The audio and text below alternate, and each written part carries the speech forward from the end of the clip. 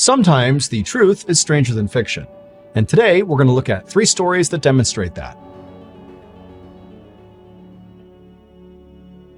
One day in March of 2012, a 5-year-old girl named Maria sat on the floor of her kitchen in a city in northeast Brazil, eating an empada and watching her aunt cook some stew. An empada is very similar to the empanada in that it is a pie filled with meat, but the empada is the Brazilian version of that pie.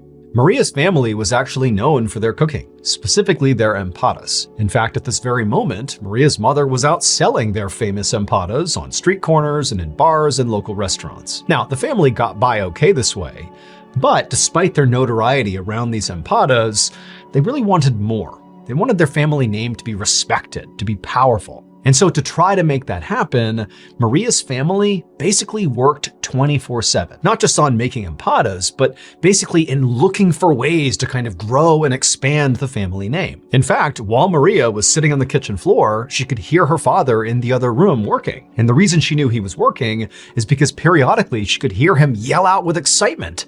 He was basically sitting there coming up with ideas of how he could make the family name even bigger and better. And when he had a good idea, he would shout out and be like, "Oh, I found it!" And in addition to constantly sort of brainstorming for ideas of how to become rich and powerful, Maria's father also was an author, and he was writing a book that he was convinced was going to be another thing that would kind of ratchet their family up the social hierarchy. But because Maria's mother and father and basically everybody in her family were so completely immersed in work all the time, it meant they didn't really pay much attention to her. And so most of the time, Maria was just kind of on her own, usually playing in the kitchen or playing in the backyard. Just then, the front door opened and in walked Maria's mother, and she was grinning ear to ear, not only because she now had an empty tray, meaning she had sold all her empadas, but also she had brought someone along that she was really excited to introduce to Maria. Maria's mom stepped all the way into the kitchen, and right behind her was this young woman. And Maria's mother pointed at this young woman and then gestured for Maria to come over and say hi. And she told Maria that this young woman wants to become her new nanny. And so you guys can play together all the time while me and your father are out doing our work. Maria stood up and gave a shy smile to the young woman, but she wasn't sold that this woman actually would become her nanny. Because in the past, there had been other women who had come by to be her nanny, and they didn't seem to last very long. And so Maria was not getting her hopes up. Still, Maria wanted to be friendly, so she walked over and, as a gesture of goodwill, she handed this woman her half-eaten empada. And the young woman took the empada and laughed and said, "Thank you." After that, Maria's mother told her to head on out back and go play by herself for a bit, while she and this new nanny hammered out the details of her new job. And she told Maria that as soon as they were done, the new nanny would come outside and join her, and they could play together. And so Maria, who was always very obedient, did as she was told, and she headed out back and entertained herself. And the whole time, as she's just kicking rocks around and pulling grass up and just kind of doing what kids do, she kept looking back at the house, waiting for the nanny to come outside. But she didn't. And after a whole hour had passed by and still this new nanny had not come outside, Maria felt really bored. And so she went inside to go look for her. A month later, Maria was out in her backyard playing by herself like usual when she heard a commotion happening inside of her house. She looked over at the house and couldn't really tell what was going on, and then she heard the sound of her mother and her father and her aunt raising their voices like they were fighting with somebody. And then all of a sudden, these uniformed police officers came charging out the back door towards Maria. One of the officers came right up to her and asked her what her name was, and Maria was so scared, remember she's 5 years old here, that she didn't even know what to say, so she just stood there staring, being totally terrified. She had no idea what was going on. But, as these police officers would soon tell her, it would turn out her entire life was one big, horrific lie.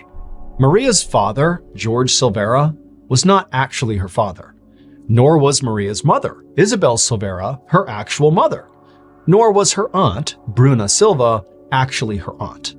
In reality, those 3 people were not related to Maria.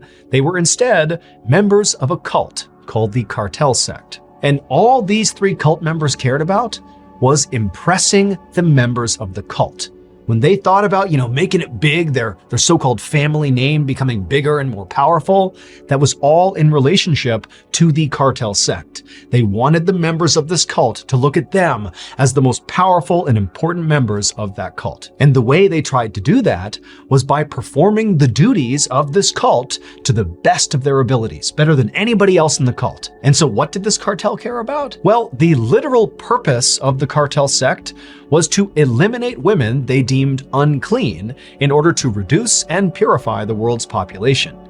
And Maria's family, the mother, the father, and the aunt, had become very well versed at doing this. All those nannies that came around to see Maria, well, the reason they kept vanishing is because shortly after the mother, the father, and the aunt introduced them to Maria and said, "Oh, she's going to be your new nanny," they would shoo Maria out into the backyard, and then they would murder the nanny because this person had been deemed unclean. They would cut their throats and stab them to death. But that wasn't all. That wasn't enough cleansing. After they murdered these women, they would then butcher them and stuff the human meat into their famous Empadas and sell them to the people in town. They literally were feeding people in this city human meat. But the cult and the cannibalism and the murders were not actually the biggest shock of this story. The biggest shock of the story is actually the real identity of little 5-year-old Maria. She was actually the daughter of the very first victim of the Cartel Sect. The mother, along with Maria 3.5 years earlier, when Maria was just 1.5 years, they had been lured to this very house where her mother was murdered right in front of Maria. And then after her mother was killed, they cooked her mother and fed pieces of the mother to Maria. And ever since, they had just kept Maria and treated her like she was a member of the family, basically turning her into an unwitting cannibal. The existence of the cult and their hideous murders were ultimately discovered after they used one of the credit cards of their victims sometime in the spring of 2012. That's when all the cops rushed into the backyard and confronted Maria. George, Isabelle, and Bruna, Maria's fake family, were convicted of 3 murders, including the murder of Maria's real mother, and they are currently serving what amounts to life sentences in Brazil. Police believe the actual number of women that they murdered is as many as 8. As for Maria, according to recent news articles, she was reunited with distant family. Maria is not her real name.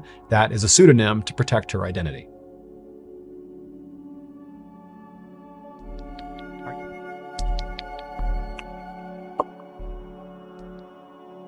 On January 23, 1989, a mother was cooking dinner in her home in Rochester, New York, when her 11-year-old daughter came into the kitchen. The daughter had just finished delivering newspapers along her delivery route in their quiet suburban neighborhood, and so her mother asked her the same nightly question: "How was the route?" And usually, the daughter replied with just a "good." But tonight was different. Instead, her daughter said, "It's okay." And the mother pried, like, "Well, what do you mean? What happened?" And the daughter said, "Well, I saw something strange." She told her mom that she delivered newspapers to this one particular old man. He was very nice and he always waved to her whenever she went by. And tonight was no different. He had waved to her, but there was just something off about the way he was sitting. The mother asked, what do you mean? And the daughter, she really struggled to articulate what she had seen.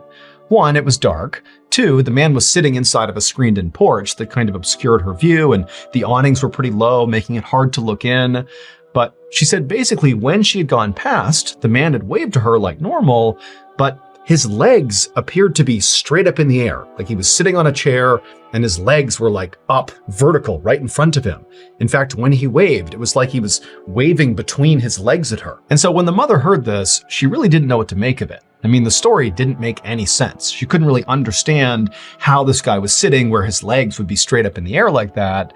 But at the same time, she could tell her daughter was worried, and, she kind of figured that maybe her daughter's imagination had run wild here. And so she told her daughter, like, "Hey, look, if he waved to you, then I'm sure everything is just fine. Don't worry about it." But the following night, when the girl came back from her route once again, she was even more upset about this guy out on his porch. She told her mom that once again, she looked in the porch and there he was sitting there with his legs straight up in the air, except this time he didn't wave to her, including when she made a point to stop and wave at him. He did not wave back. Now, the girl told her mom that she was worried about him, and so she went right up to the door to go check on him. But the screened-in porch was locked, so she couldn't get inside, and her view was kind of obscured because of the screen, so she couldn't really see him in there.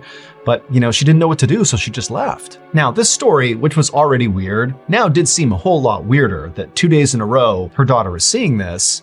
But the mother's thinking to herself, like, come on, this is just some older guy who loves this chair and, he's fallen asleep in some weird position here. And, my daughter is sort of exaggerating what she's seeing. Like, this can't be a big deal here.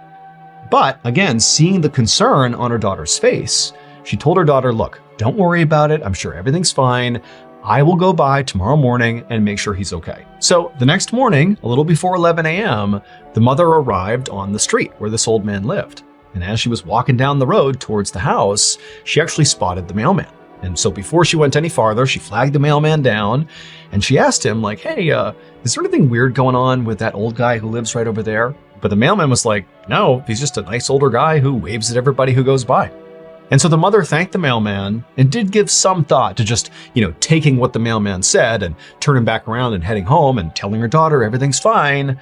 But, she knew her daughter was really worried about this guy, and so she decided she would just continue down the road and check on this guy for herself and just really make sure he's okay, and then report back to her daughter. And also the mother was thinking, it's about 20 degrees outside. It's very cold. This is not really a good time for an older man to be outside so much. So what's he doing? Like, let's really make sure he's okay. And so the mother made her way down the road and she reached the old man's house. And sure enough, the screened-in porch really did obscure, whoever was inside of it. She could see a silhouette of what appeared to be this old man sitting there. But the first thing she actually noticed was not him, but rather the 2 newspapers that were sitting right on his walkway, uncollected. I mean, these are the newspapers that her daughter had left over the same period of time that she's seeing this weird thing happening with this guy. And so suddenly the woman's feeling like that's a pretty big red flag. And so she hustled her way right up towards the front. And as she did, she looked into the screened porch and waved at this old man to try to get his attention. Like, hey, are you okay in there? But the man did not wave back. And so the mother went right up to the door and she checked it. But like her daughter had said, it was locked. And so the mother, she pressed her face up against the mesh screen that kind of had been obscuring her view from a distance. And she put her face right up against the screen where she would have a clear view inside. And when she did, and she saw the old man who was in fact right there, and he did in fact have his legs up, when she saw him, she realized what was actually going on. And the second she did, she jumped back, turned around, and ran away to go call the police. It would turn out the old man who lived there, whose name was Robert Ham, and he was 73 years old, he was not just eccentric and sitting weirdly on his front porch. Instead, on January 23rd, right before that little girl had come home and told her mother that this man had been acting strangely, on that evening, Robert had come out onto his screened-in porch, and for whatever reason, he had attempted to sit down on this trash can that was out there on the porch. But the lid didn't hold, and so Robert fell butt first into this trash can, folding him up into this V position where his legs were straight up in front of him. And Robert was too weak to get himself out of the trash can. And also because of being in this V position where his legs were pressed up against his torso, it was restricting his ability to breathe and to make any sound. And so all he could do in this position was just wave at passerby, hoping they would see he was in trouble and go help him. But unfortunately, nobody could really tell what he was doing, including the little girl on the paper route. They just thought there was this guy sitting in his porch in this weird position, waving to people, when in reality, he was dying. And so unfortunately, because nobody came to his aid, Robert did die. He would die of a heart attack, and in fact, by the time that little girl's mother arrived at his house and put her face up against the screen, Robert was already dead.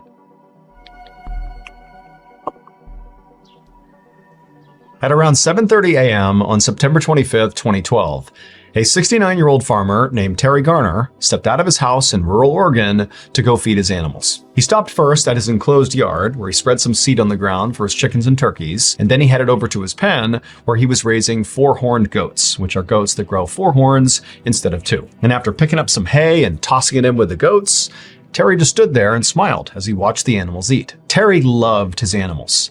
He actually had previously been a butcher for most of his life, but 6 years earlier, when he had retired, he had kind of gone the opposite direction, basically housing all these animals and treating them basically like people. In fact, he was so devoted to his animals that sometimes when the nearby river would flood, he would move all of his animals into this house he had built on his property just for the animals to make sure they were safe. And if you ever went to visit Terry at his property, it was pretty common to see a lot of the chickens and other birds just kind of hanging out on the front porch of Terry's house. He didn't care. He liked having them around. But of all the creatures that Terry took care of at his farm, the animal he loved the most were his pigs. Now, normally when farmers raise pigs, they grow them to about 250 to 300 pounds, and then they sell them to butchers to be slaughtered. But that's obviously not what Terry was doing here.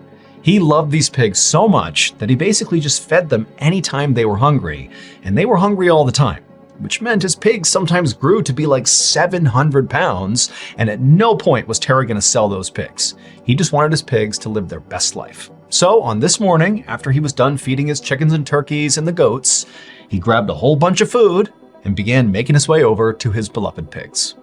A few hours later, a member of Terry's family arrived at Terry's property and knocked on his door. This family member had called Terry earlier in the day and Terry hadn't picked up. Now that in and of itself was not that uncommon. Terry was a busy farmer, but Terry always called people back.